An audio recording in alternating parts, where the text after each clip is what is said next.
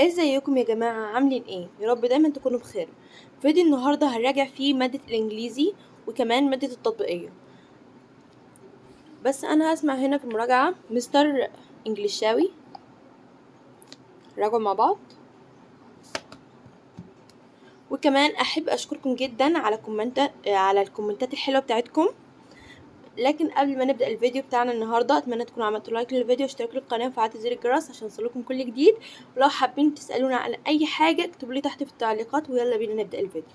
حبايبنا طلبة تانية ثانوي، إن شاء الله رب العالمين هنبدأ في الريفيجن أو المراجعة الخاصة بيك، وهنبدأ بيونت 7 ويونت 8 في الفيديو ده. وأنا عارف إن أنت أول ما عينك جت على وقت الفيديو فأول حاجة جت في دماغك هو إيه ده؟ فهل كل الوقت ده على يونت 7 و8 بس؟ فخليني أقول لك حاجة. بص يا صديقي، إحنا ما بنراجعش مراجعة عادية او بالمعنى الاصلي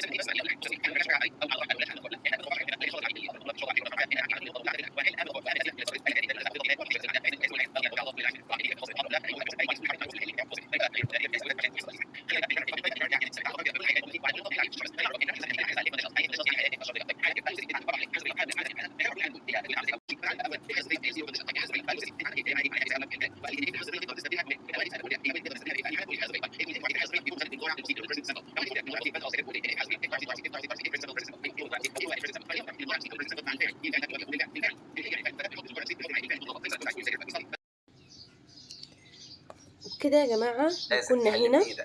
بعد ما تحلها هتلاقيهم منزلين الحل بتاعها على جروب الواتساب ان شاء الله رب العالمين.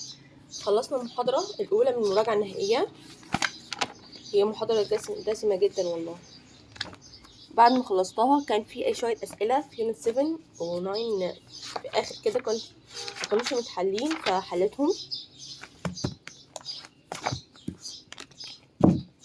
وراجعت على الكلمات والقواعد برضو، بس أنا ما كتبتش أي حاجة في ورا المحاضرة يعني. يلا بينا نبدأ المحاضرة اللي بعدها على طول. ديناميكا خلال دي اولى حلقات مراجعات الماده. في الاول عايزك تركز معايا وتسمعني من الاخر عشان تفهم النظام، عشان لو مشيت معانا بالنظام ده ان شاء الله لو انت اول مره تبدا مراجعات او تبدا مذاكره في الديناميكا خلال الفتره دي ان شاء الله تقدر تلم الماده كلها وتجيب كمان درجه ان شاء الله حلو. نظامنا هيكون على 3 مراحل. المرحله الاولى الحصه ديت حصه ملخص قوانين الماده. ملخص قوانين الماده الهدف الاساسي منه اعرفك القوانين اللي عندك، المحتوى بتاع كل قانون ايه، الرموز اللي جوه دي بتاعت ايه، ازاي تحل القانون. الحصه الثانيه او الجزء الثاني هيكون مراجعه ليله الامتحان، حصه تطبيقيه هيكون فيها حل كتير. هنستخدم بقى كل القوانين اللي احنا عرفناها في الحصه الصغيره ديت في حصه مراجعه ليله الامتحان. الحصه الثالثه ودي هنختم بيها هتكون حصه اهم الاسئله المتوقعه، ودي هتكون موجوده على قناتي قناه التميز في الراديو. كل الكلام ده كله اللينكات فيديو ده بالزيت. فهنبدا واحده واحده كده ناخد الحاجات الاساسيه اللي انت محتاجها في الوحده دي. اول حاجه عندك العلاقه بين متجه الموضع ومتجه الازاحه. درسنا احنا في اولى ثانوي ان الجسم لو هو واقف عند نقطه الف فمتجه الموضع بتاعه دي البدايه بتاعت حركه الجسم بيبقى من واو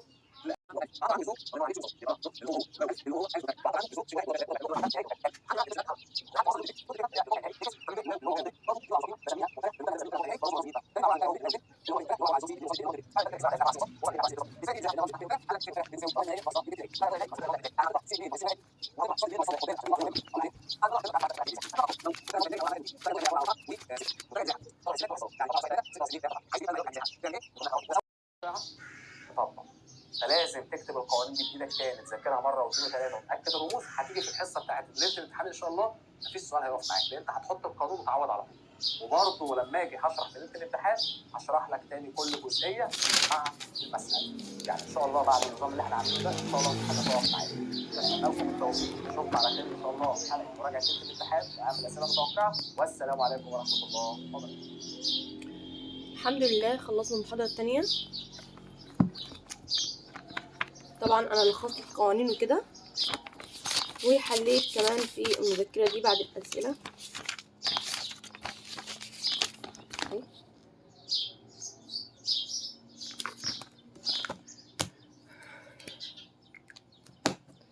وبكده الحمد لله ذاكرت المحاضرة التطبيقية، وكمان ذاكرت المحاضرة الأولى من مراجعة مستر إنجليشاوي. طبعا أنا لسه مراجعة مستر إنجليشاوي أنا كنت سهرانة فخلصتها في نص الليل كملتها الصبح النهاردة. كملت محاضرة العربي دي. غير كده أنا عليا امتحان النهاردة، امتحان فرنسي، فلسه الساعة 10، فلسه هذاكر فرنساوي والحاجات دي. بس اشوفكم على خير. بس قبل ما يخلص الفيديو اتمنى تكونوا عملتوا لي لايك للفيديو واشتراك للقناه وفعلتوا زر الجرس عشان يوصلكم كل جديد. وبس لو حابين تقولوا لي اي حاجه اكتبوا لي تحت في التعليقات. بس سلام.